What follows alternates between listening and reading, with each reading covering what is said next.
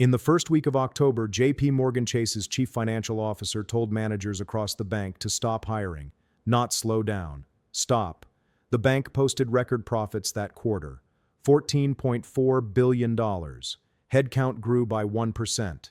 The message was clear: growth without people. This was not a belt-tightening moment. This was a calculation. Every request for a new team member now gets measured against what an AI system could do instead. Jeremy Barnum used the phrase "very strong bias against hiring more people." That phrasing is careful. It signals a permanent shift in how the largest bank in America thinks about work. 3 weeks later, Goldman Sachs did the same thing. David Solomon and John Waldron sent a memo about something called 1GS 3.0. The language focused on operating systems and work streams. What it meant was fewer people. Goldman had just posted its highest third-quarter revenue in history, $4.1 billion in profit, 37% jump from the year before. They announced layoffs anyway. This is not a recession. Revenues are up, profits are up. The job cuts are happening because of what executives now believe AI can replace. By late January, Amazon confirmed 16,000 corporate job cuts. This followed 14,000 layoffs in October. The total now sits above 30,000 since the fourth quarter. Andy Jassy has been direct about the reason. He told employees in June that efficiency gains from AI would shrink the corporate workforce even as the company grows. He was not speculating. He was describing what was already underway. The timeline here matters. These decisions did not happen all at once. They followed a sequence. Investment in AI infrastructure came first, hundreds of billions across the industry, then pilots, then deployment at scale, then the workforce adjustments. What is happening now is the third phase, the part where companies stop replacing roles. They stop backfilling departures. They restructure teams around the assumption that fewer people can manage more work because software is handling what junior staff used to do. This shows up in the data. Challenger Gray and Christmas Track's corporate layoffs. They have done this since 1989. In the first 5 months of 2025, U.S. employers announced 696,000 job cuts. That is an 80% increase over the same period the year before. The firm isolates how many cuts were directly attributed to AI. 55,000, 12 times more than 2 years earlier. But that number only counts layoffs where companies explicitly said AI was the reason. Most do not. They talk about efficiency, restructuring, removing layers. The language is neutral. The outcome is the same. Just in January of this year, 25,000 tech workers lost their jobs globally.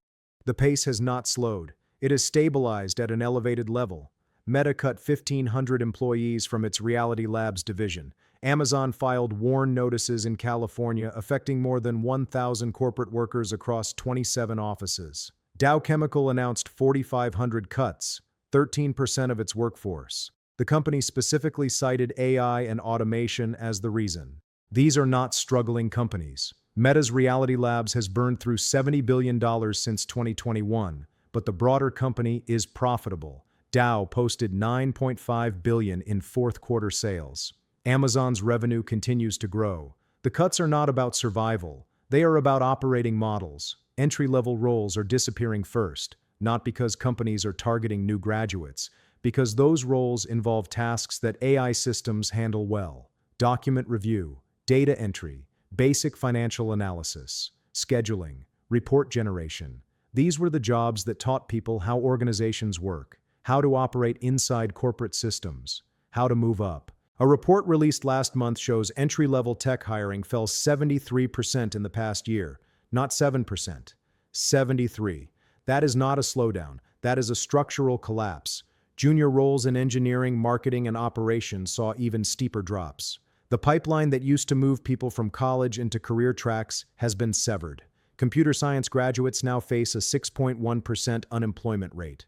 41% of those who do find work are in jobs that do not require a degree. The roles they trained for are not opening up, not because of economic contraction, because of substitution. Programmer employment in the United States fell 27.5% between 2023 and 2025. Software developer roles, which require more design thinking, fell just 0.3%.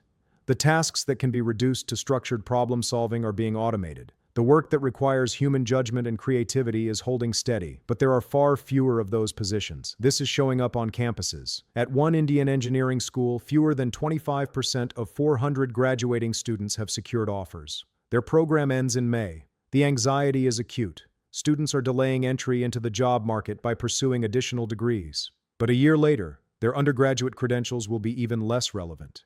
The same pattern is appearing in Europe. Job platforms tracked a 35% decline in junior tech positions across major EU countries last year. In the UK, tech graduate roles fell 46% in 2024. Projections show another 53% drop by the end of this year. This is not a correction. This is a recalibration. Companies learned during the pandemic that they could expand revenue without expanding headcount. They are now applying that lesson systematically.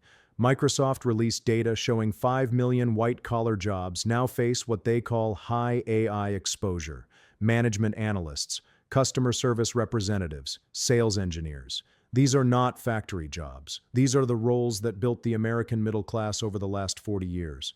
When a company can replace a mid-level manager with a $20 per month AI subscription, the math is simple. $120,000 in salary and benefits versus $240 a year. The return on investment is not marginal, it is existential. Any CFO who does not make that trade is answering to shareholders who will ask why.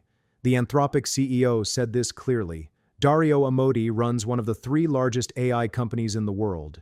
He said AI could eliminate half of all entry-level white-collar jobs and spike unemployment to 10 to 20% within 1 to 5 years. He was not promoting his product. He was warning about it. He used the phrase white-collar bloodbath. He said other AI companies are sugarcoating what is coming. Ford CEO Jim Farley said the same thing. AI will replace literally half of all white-collar workers, not reduce, replace. He leads a company with 173,000 employees. When he talks about cutting the workforce in half, he is describing an internal plan. Mark Benioff at Salesforce said AI is already doing up to 50% of the company's workload. In September, Salesforce laid off 4,000 customer support roles. The company said AI could handle the work. This was not speculative, it was operational. The pattern is now visible across sectors. JP Morgan told investors in May that operations and support staff would fall by at least 10% over 5 years, even as business volumes grow. Goldman is redesigning client onboarding and lending workflows around AI.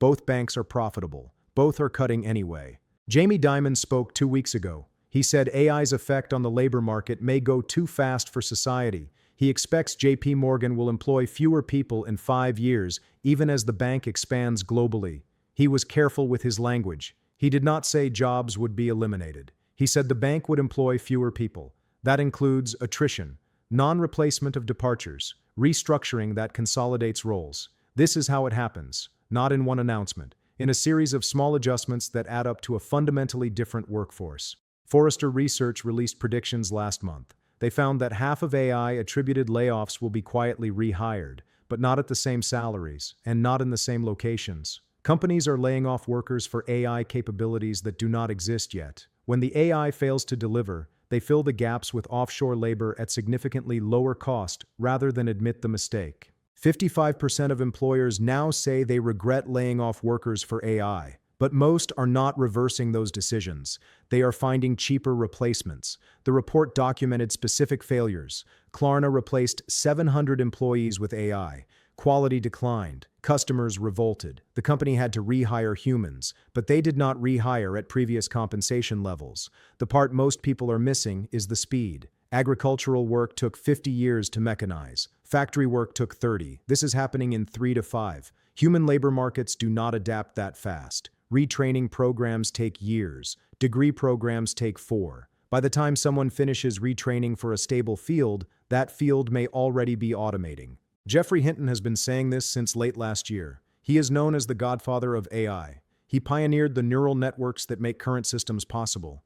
He now says this year will see AI reach capabilities that directly threaten job security across white-collar work. He is not talking about the future, he is talking about now. The economic consequences stack in ways that are hard to see until they arrive. When large segments of knowledge workers lose income, consumer spending contracts, that affects local businesses, tax revenue, housing demand. The consumer economy depends on people having jobs. When significant portions stop earning, the whole system slows. This is what Diamond meant when he said it may go too fast for society. He was not talking about technology outpacing regulation. He was talking about job losses outpacing the economy's ability to absorb displaced workers. The government has been quiet. There is no federal task force, no retraining initiative at scale, no adjustment to unemployment systems designed for temporary layoffs, not structural elimination of entire job categories. The assumption seems to be that the market will correct itself, that new jobs will appear to replace the ones that vanish. That assumption depends on history. Every previous wave of automation eventually created more jobs than it destroyed. But every previous wave took decades. The economy had time to adjust. Workers had time to retrain. This one is moving faster, and it is targeting different work. Manual labor is hard to automate. You cannot replace a plumber or electrician with software.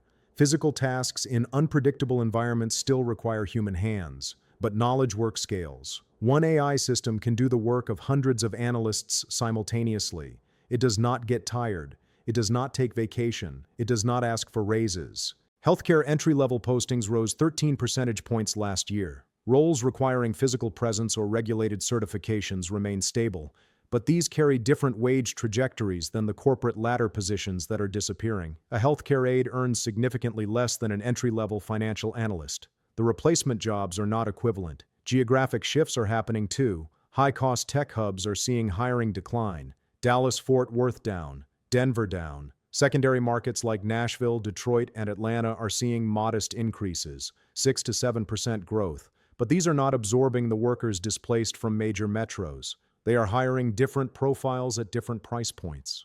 Hiring intensity across all company stages has converged. Early-stage startups used to hire at 49% rates. That number is now 27%. Late-stage companies sit at 28%. Growth stage at 30%. The variation that used to exist based on funding and growth trajectory has flattened. All stages are adopting the same measured approach.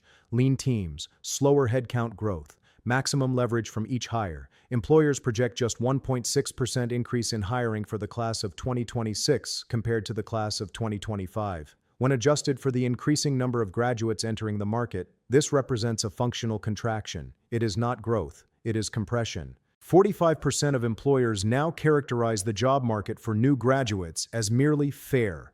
That is a significant downgrade from previous years when good or excellent were common responses. This metric signals organizational confidence. When employers rate the market as fair, they are signaling reluctance to commit to the long-term training cycles associated with junior hires. The labor market has entered what economists call a low hiring, low firing equilibrium. Layoffs are not spiking across the broader economy, but companies are achieving headcount reduction through attrition. They are simply choosing not to backfill roles when employees leave. This is quieter than mass layoffs. It does not generate headlines, but it produces the same result over time: smaller workforces doing the same amount of work. Only 16% of workers had high AI readiness last year, according to research from Forrester. That number is projected to reach just 25% this year. Organizations are not investing in training. 23% of AI decision-makers say their organizations offered prompt engineering training. Most employees are teaching themselves through solo experimentation. At the same time, Forrester identifies a growing segment they call coasters, disengaged workers who do not think their employer deserves their energy. This group was 27% of the workforce in 2024. It dropped slightly to 25% in 2025. It is expected to rise to 28% this year. The pattern makes sense. Employees watch colleagues laid off for AI that never materializes. They see entry-level positions eliminated so new talent cannot join. They observe offshore arbitrage disguised as innovation. When a quarter of your workforce is actively withholding discretionary effort, no amount of AI compensates for the productivity loss. The Burning Glass Institute warns we are approaching a tipping point. AI tools can instantly handle foundational tasks that once taught early career workers: drafting, research, basic analysis, forecasting, documentation. Employers conclude they do not need junior staff if AI can do the work.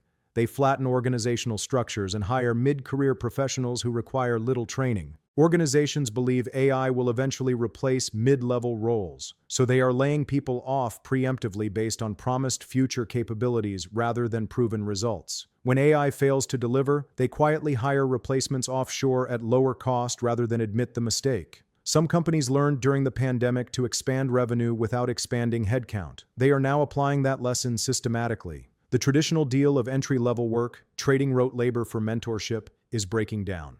The learning curve is being automated. Early career professionals are stranded between AI agents and senior workers. What comes next is not speculation. It is scheduling. Amazon's layoffs run through May. JP Morgan's headcount strategy is locked in for the next 5 years. Goldman's restructuring unfolds over multiple quarters. Meta's Reality Labs adjustments are ongoing. These are not sudden shocks. They are phased implementations of decisions that have already been made. The labor market data will show this in 6 to 12 months. Unemployment will tick up. Job openings will stay flat or decline. The duration of unemployment will stretch. People will stay out of work longer because there are fewer roles to move into. The entry-level positions that used to absorb new grads and displaced workers will not be there. This will show up first in white-collar sectors: technology, finance, legal services, consulting. Then it spreads. Every industry has back-office functions. Every company has administrative roles. Once the software works in one sector, it works in all of them. By the second half of this year, this will no longer feel like isolated layoffs. It will feel like a shift, one where corporate America operates with smaller workforces while maintaining or growing revenue. That has never happened at this scale outside of a depression. But depressions are demand collapses. This is a supply shift. The work is still there. It is just being done differently. The question is not whether this will affect you. The question is when, and what you are doing to prepare for a labor market where companies default to AI first and hiring second. If you are in operations, support, coordination, analysis, or any role where your primary output is processing information, the window to reposition is narrowing, not because you are doing bad work, because the economics have shifted. Companies will keep hiring, but they will hire differently. They will hire fewer people at higher skill levels who can manage AI systems rather than do the tasks those systems now handle. If you are not building skills in that direction, you are assuming your current role will still exist in 2 years. That assumption is no longer safe. The jobs that remain require one of 3 things: physical presence in unpredictable environments, creative problem solving in novel situations that AI has not been trained on, or complex human negotiation that depends on reading emotion and organizational politics. If your job is primarily task execution, you are exposed. If it involves processing information, generating reports, coordinating schedules, or managing workflows that follow predictable patterns, you are exposed. The companies making these decisions are not hiding it. They are telling investors, they are telling employees. The message is consistent. We are building around AI. We will need fewer people. This is already happening. 500,000 tech workers have been laid off since ChatGPT was released in late 2022. That number comes from tracking data compiled by multiple sources. The layoffs have been described as pursuing efficiencies or right-sizing. But the reality is simpler. Companies do not want to keep paying large salaries when they believe software can do the work. A few years ago, working in tech felt like the best job in the world. High salaries, hiring bonuses for new graduates, recruiters actively seeking talent. Society promised young people a great future if they learned to code. Infrastructure was built in schools and cities to train a new generation of programmers.